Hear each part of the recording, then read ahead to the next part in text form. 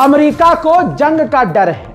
जी हां, अमेरिका से नहीं, अमेरिका को यह डर है कि नेतन्याहू अपना करियर बचाने के लिए लेबनान पर हमला कर सकता है।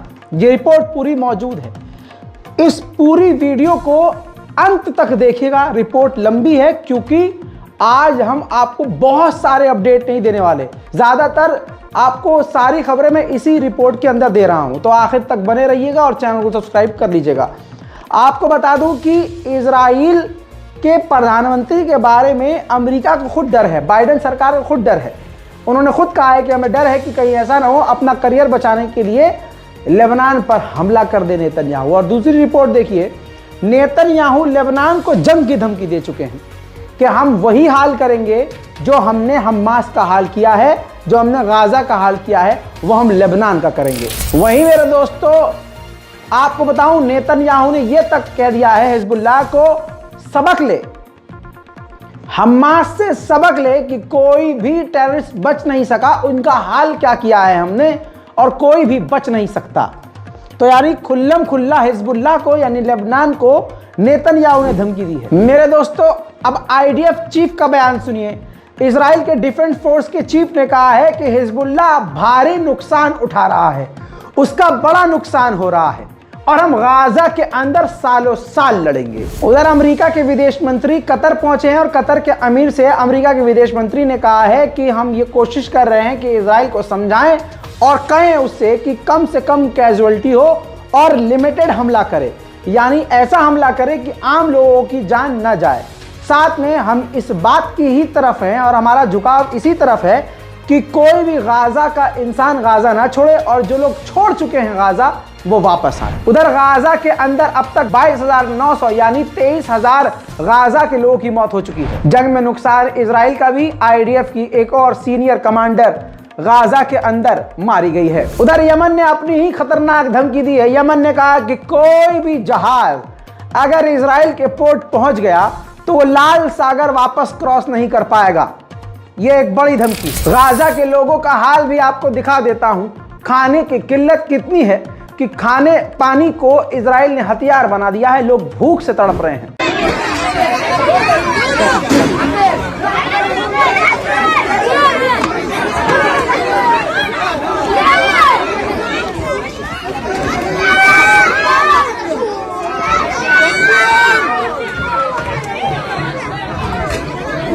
मेरे दोस्तों ये दोनों तस्वीर में जो शख्स आपको नजर आ रहा है, जो पत्रकार है, इसके परिवार के पहले भी लोग मारे गए हैं और अब एक और जवान बेटा, बिल्कुल जवान, जो पत्रकारिता कर रहा था, वो भी जर्नलिस्ट था, इजराइल ने उनकी गाड़ी को निशाना बनाकर उनको भी कत्ल कर दिया। गाजा का हाल इतना बुरा है कि यूएन ने खुद कह दिया है कि अब हमारे शेल्टर में किसी भी इंसान की जगह नहीं है, हमारे शेल्टर पूरे भरे हुए हैं। यानी गाजा के लोग अब बिल्कुल अल्लाह भरोसे हैं, अब कोई भी उनका पुरसाने हाल नहीं है। मेरे दोस्तों एंटोनी ब्लिंकन, इसके बाद वो पहुंचे थे जॉर्डन। तो जॉर्डन के विदेश मंत्री ने अमेरिका के एंटोनी ब्लिंकन विदेश मंत्री से मांग की है कि अमेरिका खुद सीज फायर की मांग करे, इस जंग को रुकवाए और फिलिस्तीनियों को जो निकाला जा रहा है इजराइल को रोके कि वो फिलिस्तीनियों को ना निकाले। जॉर्डन पहुंचने से पहले तुर्की और ग्रीस अमेरिका के विदेश मंत्री एंटोनी ब्लिंकन पहुंचे थे और उन्होंने बयान दोनों जगह यही दिया कि हम नहीं चाहते कि ये जंग आगे बढ़े। उधर इजराइल की हकीकत जानिए। इजराइल अब तक गाजा के अंदर $25 मिलियन की लूटपाट कर चुका है। अब आप समझ लीजिए गाजा की अथॉरिटी ने कितना बड़ा डेटा दिया है और कितनी दिल को फाड़ देने वाली बात बताई है कि गाजा के अंदर हर दिन कम से कम 10 बच्चे अपने हाथ या पैर खो रहे हैं, जिस्म का कोई ना कोई अंग उनसे कट के अलग हो रहा है। कतर के अमीर ने इजराइल के हॉस्टेज की फैमिली से मुलाकात करी, यानी उन इजरायली परिवार से मुलाकात करी जिनका घर का कोई ना कोई शख्स हमास की कैद में है।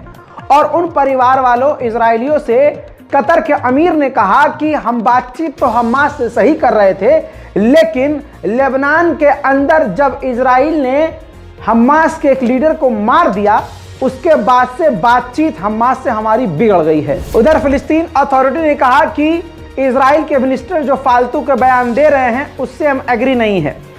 कोई कह रहा है कि गाजा के अंदर इजराइल की सरकार चलेगी, इजराइल की सिक्योरिटी होगी। हम इससे बिल्कुल नाइत्तफाकी रखते हैं।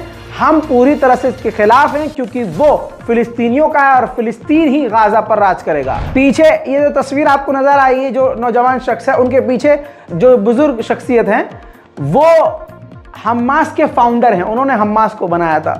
उन्हीं के ये ग्रैंडसन हैं, यानी समझ लिए पोते हैं। इजराइल की बमबारी में इनकी भी मौत हो गई है। उधर सऊदी अरब के क्राउन प्रिंस मोहम्मद बिन सलमान ने अमेरिकी सेनेटर के हेड से, जी हां, इंटेलिजेंस कमेटी के हेड से मुलाकात करी और बातचीत क्या हुई है ये सामने नहीं आई है। इराक अपने देश से अमेरिकी सैनिकों को निकालना चाह रहा था। उधर सीरिया के अंदर खेल उल्टा हो गया। अमेरिका ने और भी भारी मात्रा में सीरिया में अपने फौजी भेज दिए हैं। मिडिल ईस्ट में तनाव बहुत ज्यादा बढ़ गया है। डोनाल्ड ट्रंप ने एक बड़ा बयान दिया। डोनाल्ड ट्रंप ने कहा कि ईरान 34 दिन के अंदर परमाणु बम बना सकता है। वो इतना अमीर हो गया है। ईरान इस वक्त खतरनाक और पैसा वाला हो गया है। जब मैं राष्ट्रपति था अमेरिका का तो मैंने ईरान पर इतनी पाबंदियां लगाई थी कि ईरान को बिल्कुल खाली हाथ कर दिया था। उसके पास ना हमास के लिए पैसे थे, ना हिजबुल्लाह के लिए पैसे थे, ना अपने दूसरे ग्रुप के लिए थे, लेकिन अब उसके पास सभी के लिए पैसे हैं।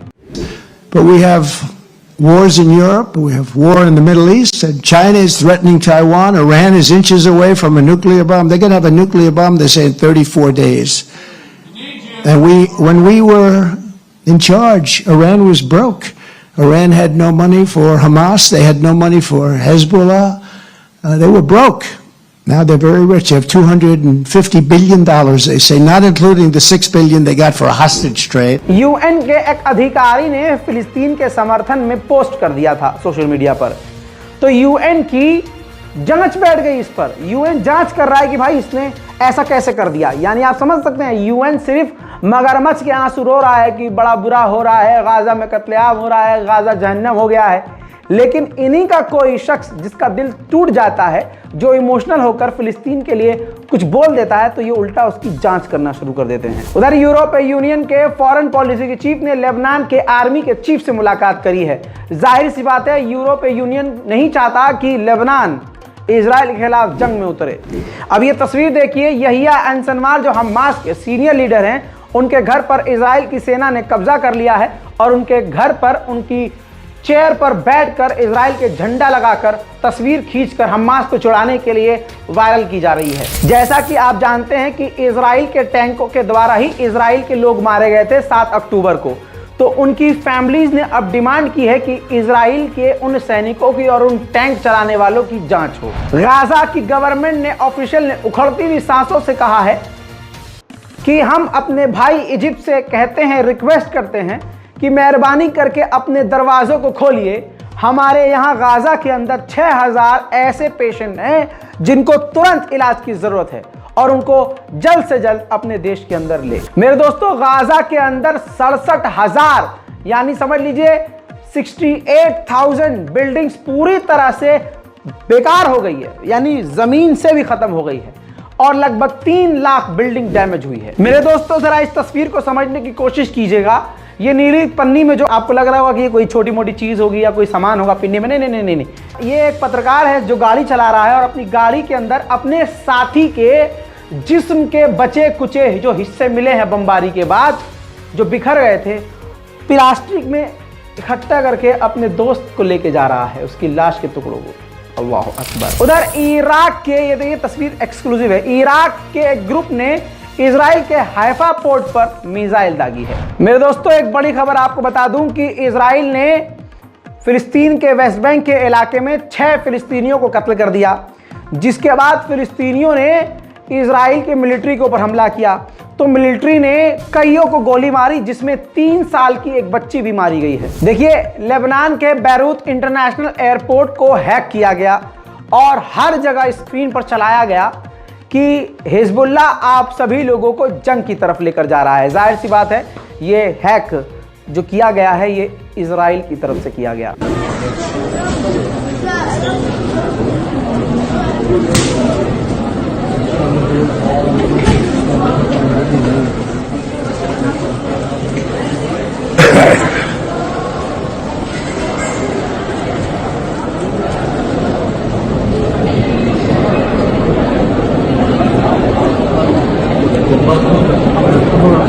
मेरे दोस्तों, उधर इजराइल ने माना है कि हिजबुल्लाह ने हमारे एयर ट्रैफिक कंट्रोल बेस को बड़ा नुकसान पहुंचाया है। इस रिपोर्ट को शेयर कीजिए और इंतजार कीजिए हमारी अगली अपडेट का। जय हिंद।